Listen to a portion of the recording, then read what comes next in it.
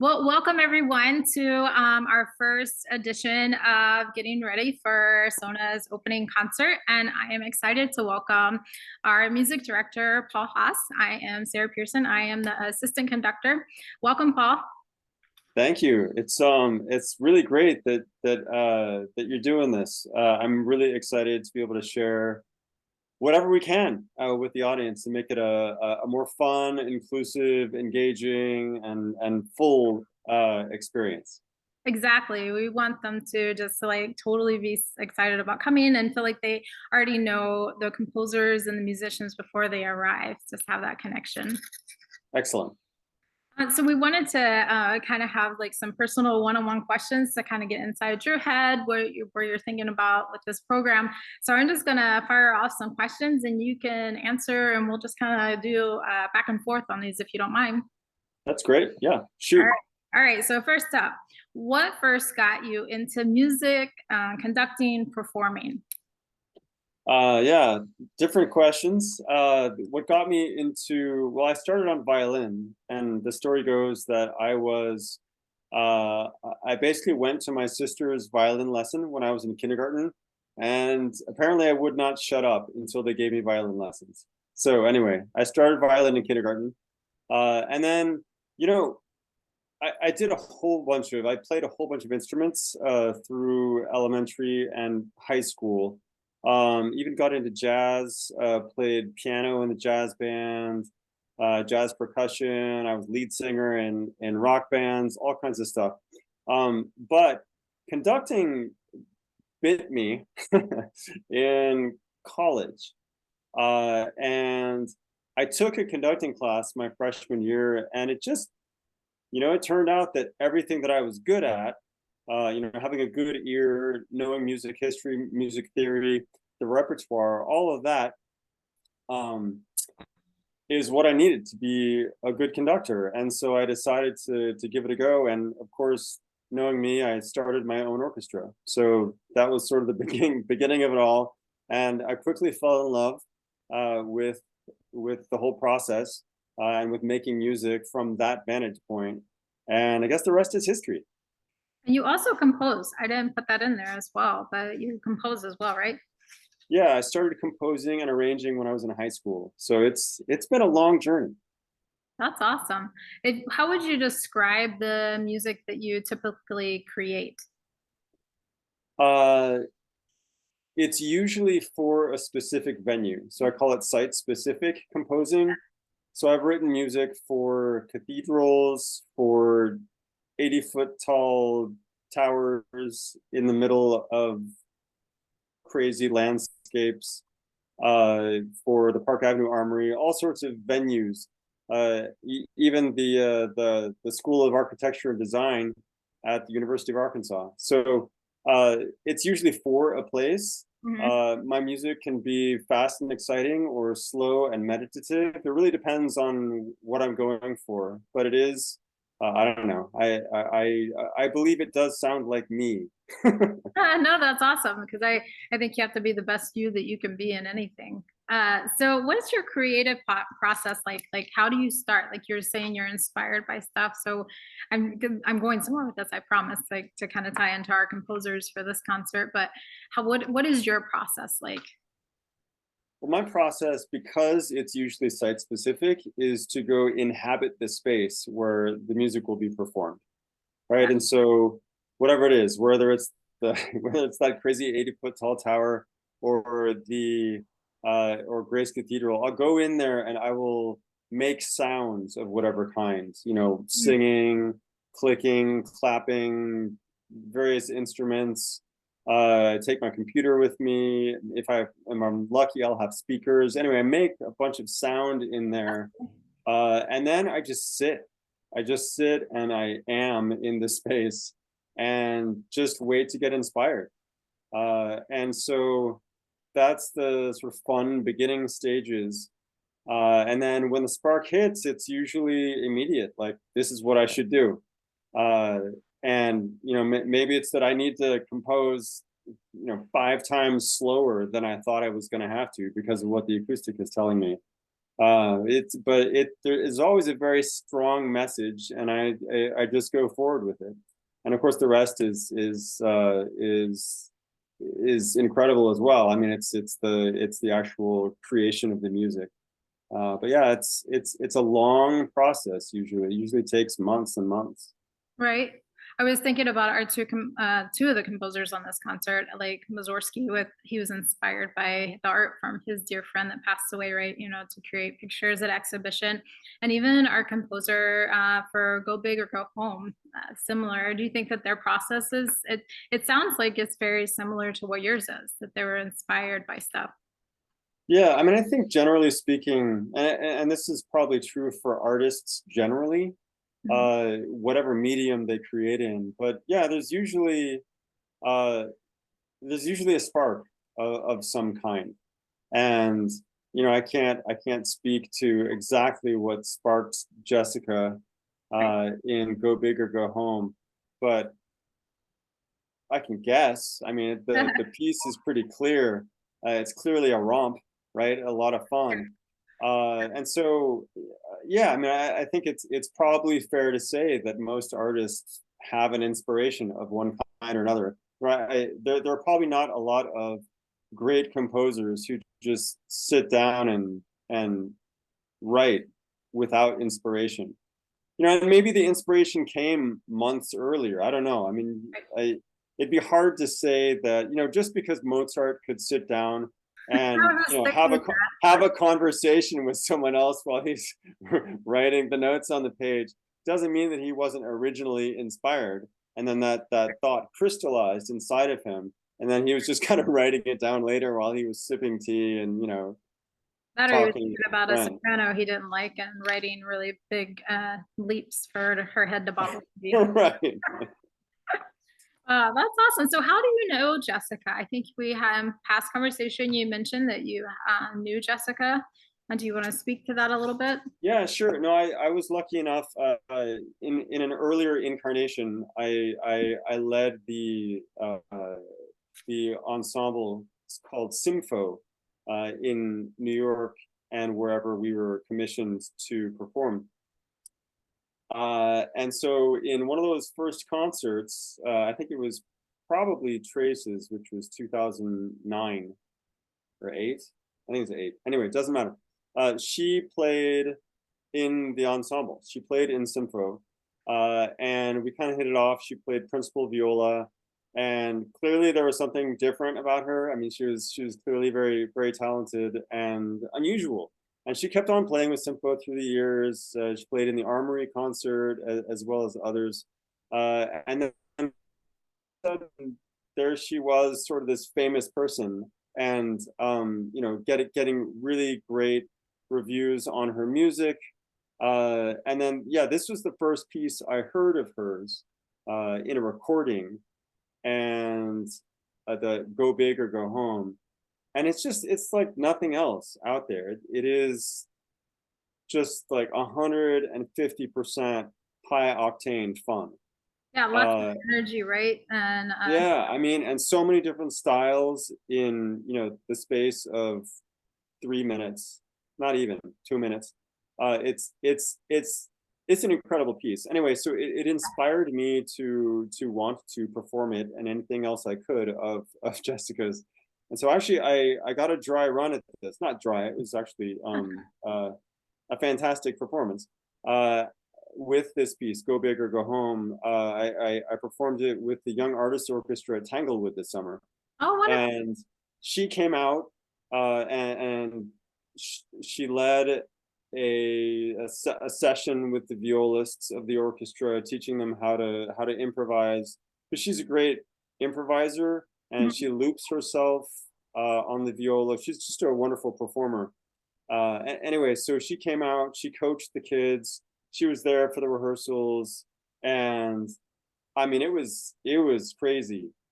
So much fun, and really took the musicians past where they thought they could go. It's a fast piece in terms of tempo and in terms of feel, and there's just a groove that happens when you kick it up to the right gear, and and I mean, I was really happy to get that experience working with her on it. So then, in the future, whenever I do it, for example, in this upcoming concert with SoNA, that I know exactly what she wants. So it's wonderful to be able to work with the composer in that way. Yeah, because so many times, especially when we do more historic repertoire, there's like we have to research it, but they're not there to have that conversation with. So it's nice to have that, Right. What did you mean in bar 35 when right? you wrote the dash over the note? It's impossible. Is that an error? You know, you always wonder these things, but of course, yeah. Yeah. Well, I want to just, for time's sake, just so that we can cover everything, I want to talk just a little bit about our other two pieces, our cello concerto by Shostakovich. Do you want to share anything on that piece, maybe about Shostakovich or the music itself, or maybe our guest artist that's coming?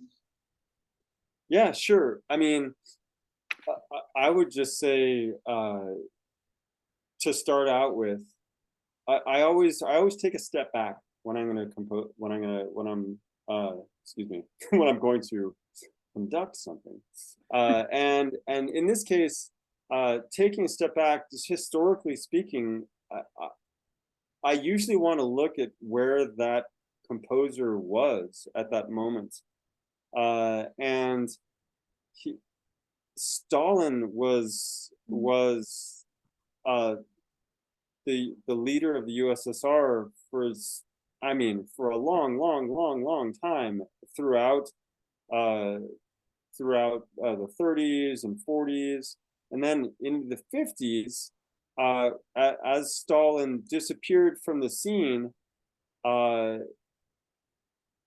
Shostakovich finally got a chance not to be um, uh, a victim. Mm. You know, he finally got to have his day in the sun. And you know, this guy who slept outside in the hallway, uh, so he wouldn't bother his family when he was arrested and taken off to the gulag. I mean, he was that scared that he was going to get taken away by the authorities. Just imagine what we can't. It's impossible to imagine that kind of stress and anguish and pain and suffering, and then to have it all open up and again have life be possible, and to be able to collaborate with Rostropovich, whom I actually had the great fortune to work with on a few occasions with the National Symphony. I mean, talk about an incredible human being. Anyway, so to I had just thought of that. Like I know the guy who played the Right. premiere That's amazing. of this piece, and I mean, talk about a superhuman spirit Mm. there. Yeah. Anyway, so these two got together, and Shostakovich, just like he was reborn with this piece. It's, you know, it has a lot of the same bite we're used to hearing from Shostakovich's music. It has a lot of the same sort of nervous energy and unresolved Mhm. harmonic language. Yeah. It's definitely, you know, he hasn't changed who he is, but the circumstances allow him to express that, I think, just a bit more freely. It sounds like a young Shostakovich's Yeah, I piece. was thinking the same thing. And a really cool factoid I think that our audience would like to know is that the opening bars are the same four notes that it ends with, right? Yeah, Dup, dup, yeah. dup, ba-da-da-da-da-da, right?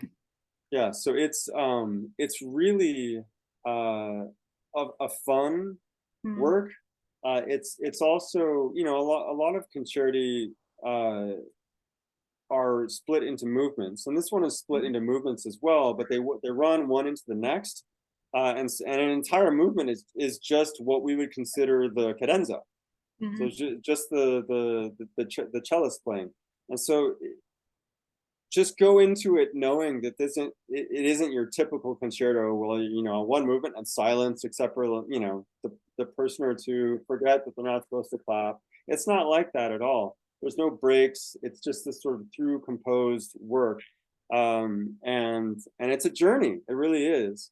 Uh, it's it's one of my favorite pieces by Shostakovich, and I think it's because of this feeling of liberation we get. You know, when you think of some of his other pieces, everybody knows and loves his Fifth Symphony. But I mean, he wrote that piece under extreme duress. So that's like the lid is on, Yeah. right? And that whole symphony was like a slap in the face of Stalin. I mean, he had all kind of innuendos in it of like, yeah, they didn't really pick up on it, but he knew what he was doing. Right. But he couldn't just let fly. Right. Right. Yeah. But now he It could. all had to be very careful. Yeah. But this one's just free in a way that previous works hadn't been. Anyway, so yeah, lovely concerto. Can't wait to share it. And then our final piece, the pictures at exhibition, pretty amazing. Do you want to say anything about this piece? Just kind of, Yeah, sure. I mean, it's like it's a group effort, right? right. I mean, Mussorgsky, he wrote it as a piano piece, and as I think a lot of people are aware that it was written in response to an exhibition of Victor Hartmann's work. It was a sort of a group of artists, Mussorgsky, Hartmann, and some others who were very interested in creating a new nationalist Russian style of art and music. And so it was only, I think, a couple of years, maybe 2 or 3 years after they met, that Hartmann died, which was a huge blow to Mussorgsky. And you know, he's just sort of devastated. And then a year later, this was organized, this exhibition of Hartmann's works. And so it was in a reaction to this exhibit and his feelings for Hartmann that he decided to compose the original Pictures at an Exhibition, which basically took pictures, paintings from that exhibition, paintings and sketches, and created little piano miniatures about each of them. So it was for the piano, and I think it was almost right afterwards, maybe 6 months later or something like that. One of I think it was Rimsky-Korsakov's students orchestrated it. That's right. I guess as a part of it as an exercise. And then I mean I think it's been like 20 or 30 times it's been orchestrated, and we probably don't know of some of the times it was orchestrated, but at the end of the day, everyone chose Ravel. Ravel, of course, the master orchestrator, you know, almost 50 years later, 1922. he orchestrated it. And of course, I mean, it's incredible. And so that's the version we all know and love, except for pianists and piano lovers know the original version.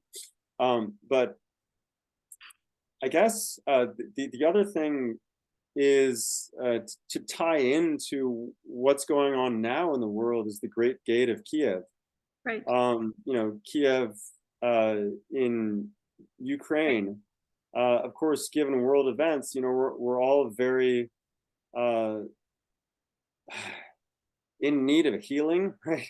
I think just knowing the pain and suffering that's going on in that part of the world, it's, I don't know, this is almost sort of a message of hope. I mean, if you go back to what this piece was that Mussorgsky was writing about by Hartmann.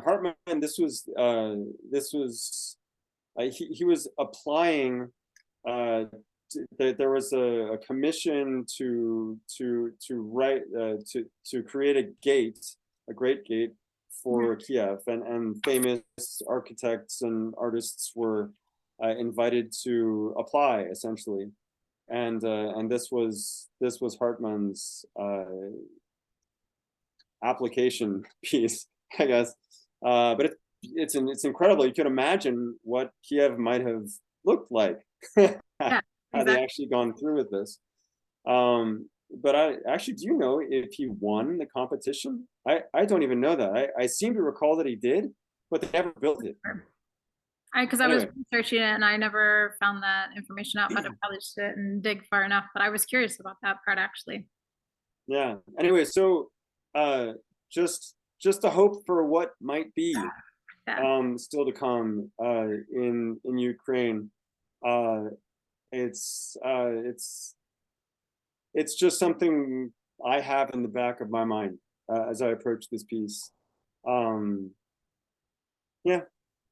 Well, I think that no matter if our patrons are returning and they are season pass holders, or it is their first time, or they're just coming to see what this is all about, I think that there's something for everyone, from Go Big or Go Home that has like jazz and funk music, to the cello concerto that has just speaks of a young Shostakovich and just liberty that he felt, and his music, to pictures at exhibition that bring hope. I think that this concert's going to be dynamic. Oh, I can't wait. And actually, one little factoid, a little tidbit, is that pictures at an exhibition, if I'm not mistaken, was on the final concert of the previous iteration of SoNA, right before the doors shut. I think in 2008, Wow. before it went dark for a while, and before I came back, or before I came, not back. Oh, so it's like we're And getting so, back. right, and then we programmed it for, I believe it was May or June of 20 of 20. 2020. Yeah, right in the And of middle. course, that's when COVID hit. So that was the second time. And then I believe we even tried to program it for the fall afterwards. Right. So this is like the piece that just will not give up. It must be played. Right. And so I think we that's are finally able to play pictures at an exhibition for our Yay. audience. And it's going to be a joy. I can't wait. I can't wait to be back, and I know that you as well. So we hope that you all have enjoyed this time with us and getting to know Paul better and the music ahead of time. And any last words that you want to share with everyone, Paul, before we leave today? Just enjoy the heck out of this concert, because I know I will. And as always, come with an open mind and an open heart, because we're all in the same place at the same time, experiencing something magical. And I can't wait to share it with you all. Thank you. That's awesome. Thank you, Paul. All right. Thanks, Sarah. Take care. Yeah.